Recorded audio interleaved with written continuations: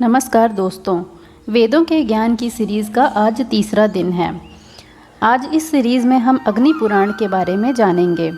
अग्नि पुराण ज्ञान का विशाल भंडार है।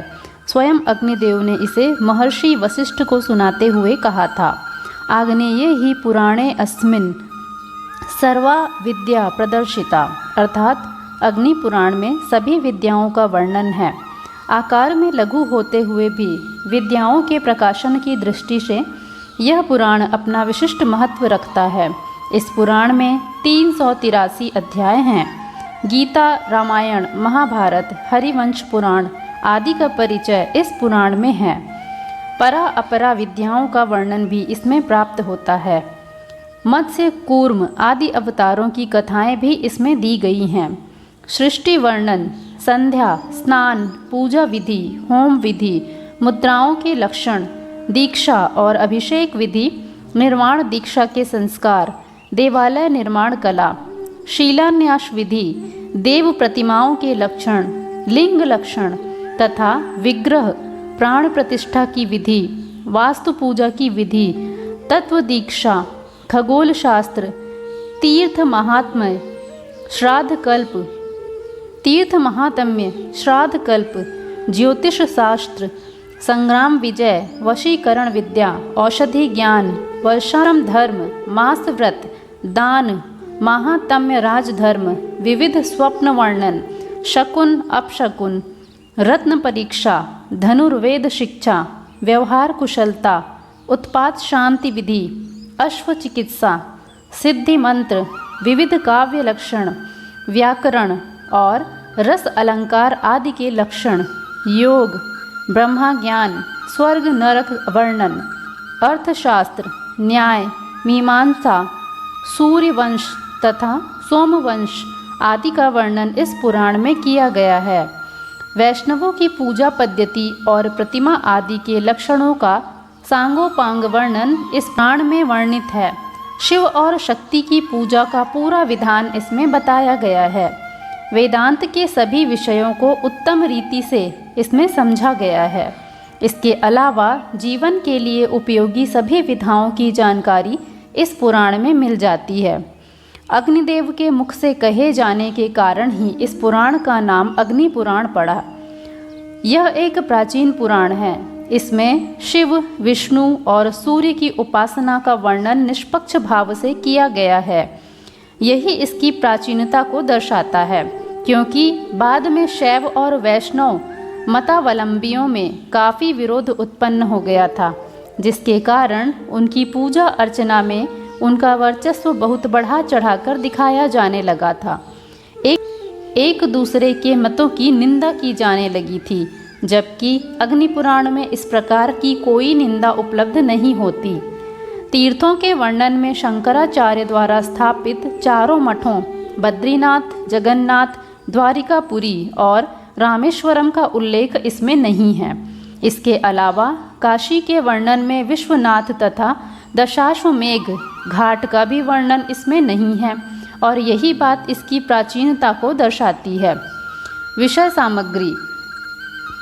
सामग्री की दृष्टि से अग्नि पुराण को भारतीय जीवन का विश्वकोश कहा जा सकता है।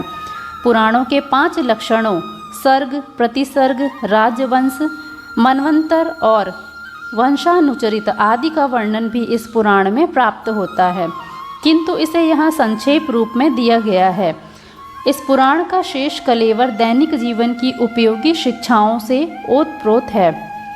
अग्नि पुराण में शरीर और आत्मा के स्वरूप को अलग अलग समझाया गया है। इंद्रियों को यंत्र मात्र माना गया है और देह के अंगों को आत्मा नहीं माना गया है।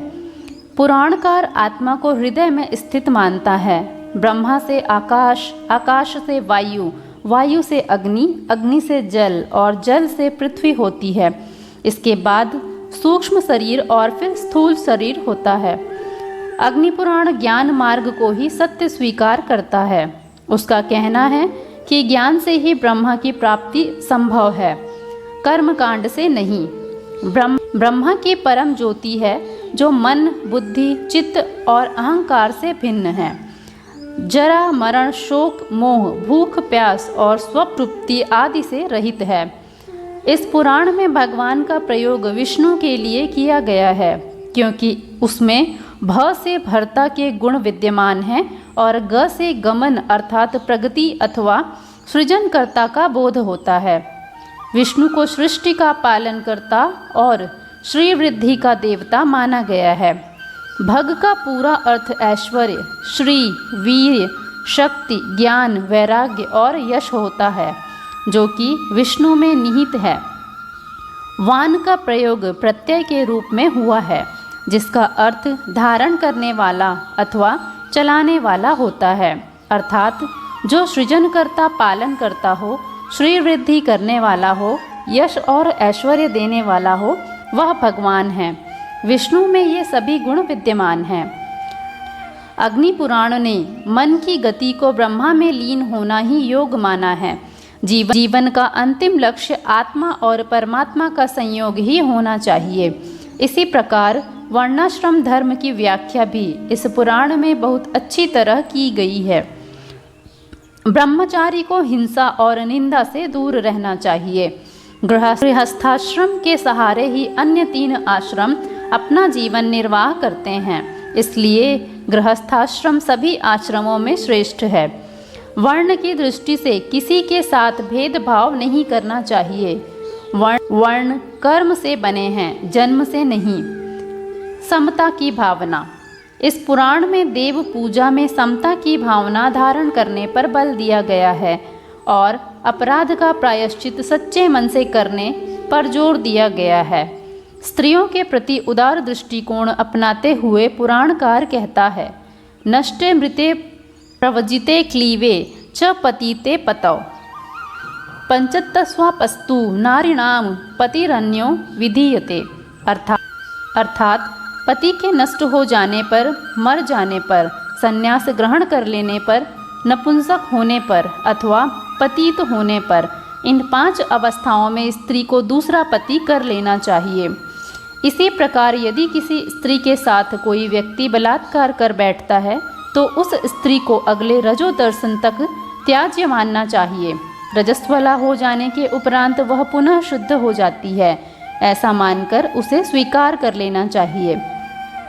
राजधर्म की व्याख्या करते हुए पुराणकार कहता है कि राजा को प्रजा की रक्षा उसी प्रकार करनी चाहिए जिस प्रकार कोई गर्भिणी स्त्री अपने गर्भ में पल रहे बच्चे की करती है।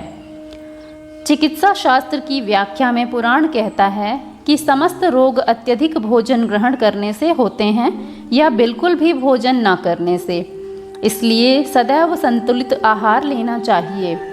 अधिकांशतः जड़ी बूटियों द्वारा ही इसमें रोगों के शमन का उपचार बताया गया है। अग्नि पुराण में भूगोल संबंधी विज्ञान, व्रत उपवास, तीर्थों का ज्ञान, दान दक्षिणा आदि का महत्व, वास्तुशास्त्र और ज्योतिष आदि का वर्णन अन्य पुराणों की ही भांति है। वस्तुतः तत्कालीन समाज की आवश्यकताओं के अनुसार ही इसमें नित्य जीवन की उपयोगी जानकारी दी गई है। इस पुराण में व्रतों का काफ़ी विस्तृत वर्णन प्राप्त होता है। व्रतों की सूची तिथि, वार, मास, ऋतु आदि के अनुसार अलग अलग बनाई गई है। पुराणकारों ने व्रतों को जीवन के विकास का पथ माना है। अन्य पुराणों में व्रतों को दान दक्षिणा का साधन मात्र मानकर मोह द्वारा उत्पन्न आकांक्षाओं की पूर्ति का माध्यम बताया गया है, लेकिन अग्नि पुराण में व्रतों को जीवन के उत्थान के लिए संकल्प का स्वरूप माना गया है। साथ ही व्रत उपवास के समय जीवन में अत्यंत सादगी और धार्मिक आचार विचार का पालन करने पर भी बल दिया गया है। अग्नि पुराण में स्वप्न विचार और शकुन अपशकुन पर भी विचार किया गया है। पुरुष और स्त्री के लक्षणों की चर्चा इस पुराण का अत्यंत महत्वपूर्ण अंश है। सर्पों के बारे में भी विस्तृत जानकारी इसी पुराण में उपलब्ध होती है। मंत्र शक्ति का महत्व भी इसमें स्वीकार किया गया है। दोस्तों, अगर आपको यह सीरीज़ पसंद आई हो तो वीडियो को लाइक कर दें और चैनल को सब्सक्राइब कर लें।